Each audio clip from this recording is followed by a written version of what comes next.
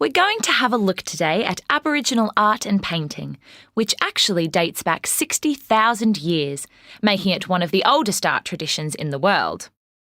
Now, as long as Indigenous people have been living in Australia, they've been creating different types of art. So, let's start by having a look at some examples of ancient art. It includes things like, as you can see here, rock paintings, bark paintings, even some sand drawings like this have been found. Then there's the whole area of body art, which is so important for ceremonial practice. And lastly, here are some examples of decorative art on weapons and tools. The oldest art examples today are the rock paintings because, obviously, rock is more durable than other materials, and so the art has been preserved.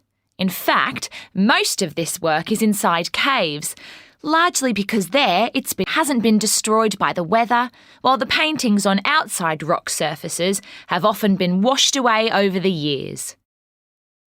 Now, there are enormous variations in the style of Aboriginal rock art, depending on its age and location.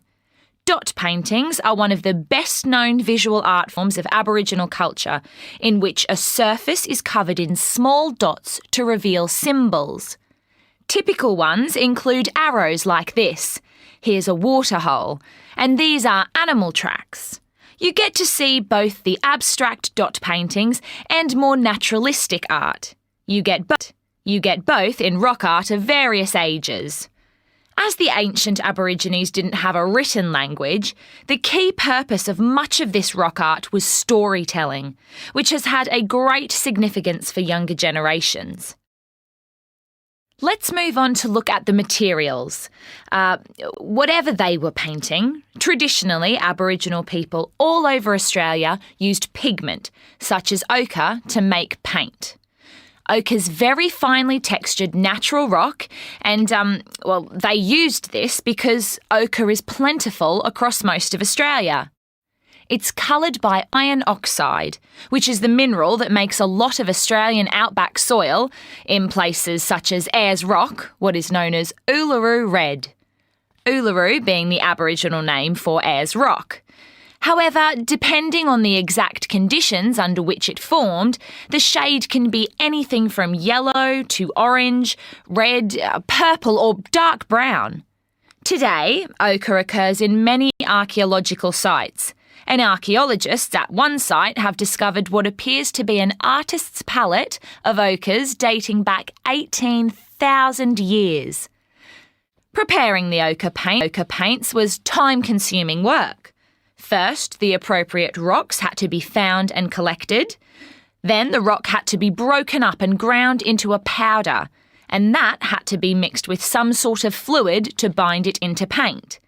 Nowadays, the binder most commonly used is professional art acrylic binder. But in the past, Aboriginal people used things like tree sap or something similar like bush honey.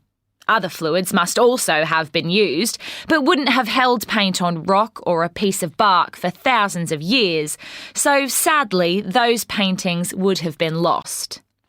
So, how have things changed?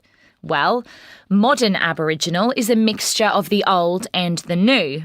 Things changed in the 1970s, really, when Aboriginal people from many different parts of Australia, particularly South Australia, Central and Northern Australia, acrylic painting and began to paint on canvas. Taking a modern approach has had many advantages. It saves artists a great deal of time, and they can still choose to use the traditional yellowish, reddish, brownish colours if they wish to.